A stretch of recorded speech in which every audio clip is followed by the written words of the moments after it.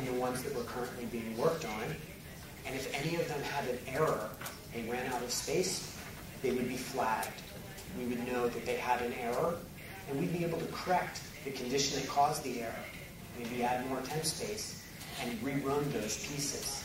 So it has built in all of the logging that you would need and all of the monitoring that you would need as well. If I drop that task, that view would empty out. I won't see those pieces anymore. What are the types of statements that I could use inside of here? I used an update statement. You can use an update. You can use a delete. What if you wanted to purge a lot of historical data? And you've got a huge table. You're going to get rid of half of the data in it. The most efficient way would be one delete statement. But that may take a long time, lock a lot of data, and require a lot of rollback space, undo space, for one large transaction. Well, now I could take that delete and break it up into 100 pieces, and just start 10 of them running at a time. So it would be done in parallel. Each piece will be done separate from any other piece. If parts of it fail, that's okay. I can come back and clean that up later. So this is something I think everyone will use. I can do updates. I can do deletes. I can do stored procedures. What if you have a stored procedure that does a large batch process? And right now it goes 4x in select star from table, loop, process each row. So you call another stored procedure for every record in the table. If you change that stored procedure to take two inputs, start row ID, end row ID, you could change your select statement to only select out rows in that row ID range, and you would now be able to process your stored procedure in parallel, in pieces, in the background. So you can use this with your PL SQL code or your SQL code.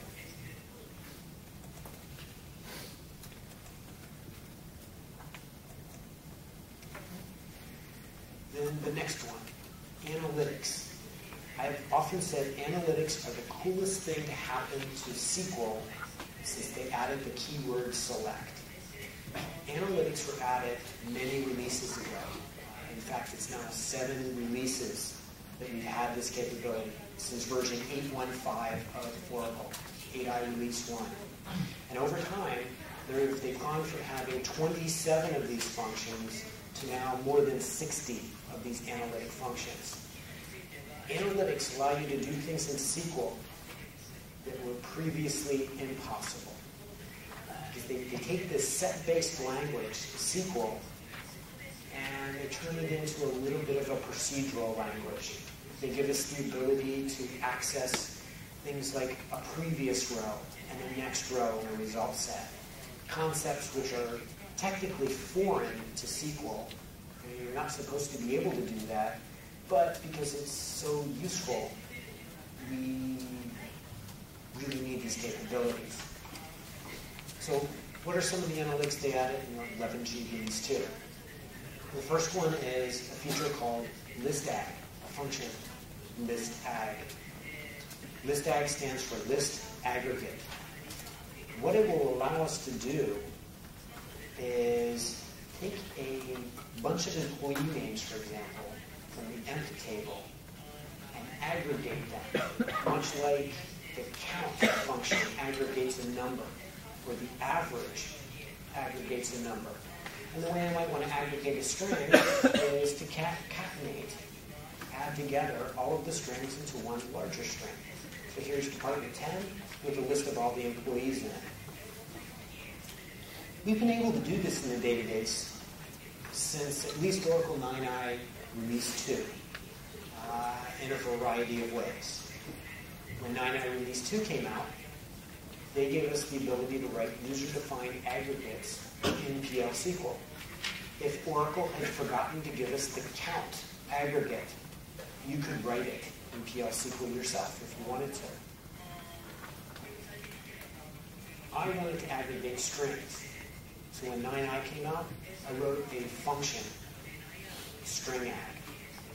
It was about 100 lines of code. had an object type associated with it, and it would allow me to select the department number, comma, string ag of the employee name, group by department number, and get that output. It worked, but people were not satisfied with it because you had to install code. The developer had to ask permission from the DBA to do something, for example. Can I install this package, create this function, add this object type? If you did that, you could have this capability. 10G gave us another way to do it. A new feature, sysconnect by path. It was a trick that we could do in SQL. If you were really good at writing SQL, you would be able to figure out that if I broke the data up by department number, and I sorted the data within each department by employee name, and I assigned a row number to each row after breaking it up by department and sorting, then I can use connect by magic down here.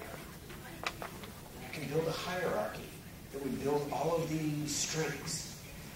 And if I kept the biggest string, the maximum string, I would get this output. I can write this SQL statement. Many people in the room might be able to write this SQL statement. But this is like setting -12 to 12 by using for loop, right? It's really complex. It's not the simple way to do it. 11G, this is how easy it is now. There's that list ag function. So they're taking a feature, a function that we've needed for a while, and they turned it into a built-in one. There's other analytics that they've given us. For a long time, we've had analytic functions like first value. I can break the data up by department, sort it by e-name, and I can tell you within each department who had the first employee name after sorting by employee name. We also had a function last value. Break the data up by department, order by e-name. I can tell you the last employee name in that department. Sometimes, though, we didn't need the first or the last. We needed the second or the third, or, in general, the nth value. And we now have that ability as well.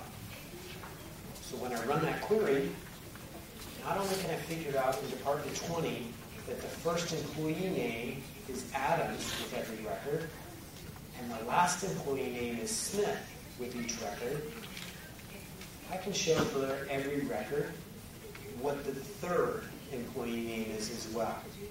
So this is just yet another example of more analytics that are built in. But it also demonstrates how analytics sort of violate the rules of SQL. There is such a concept as a first record and a last record and the nth record. Those are concepts that have historically been not part of SQL. But analytics give us that capability. If you have not looked at them, have not used them, I would encourage you to definitely look them up and start taking advantage of them. The next one, execute on a directory. Directory objects were added to the database in Oracle 8.0 in support of B files, binary files. It gave us the ability to read a file in the operating system using this new data type. In version 8, you could grant read on a directory, and that was it. That was the only thing you could do with these directories, read files. In version 9, we added the ability for util file, a package, to write files into the file system using these directory objects. So in version 9, we gained the ability to grant read or grant write on a directory. With 11G Release 2, we can now grant read, write, or execute on a directory, because in this release, we allow you to put executable code into a directory.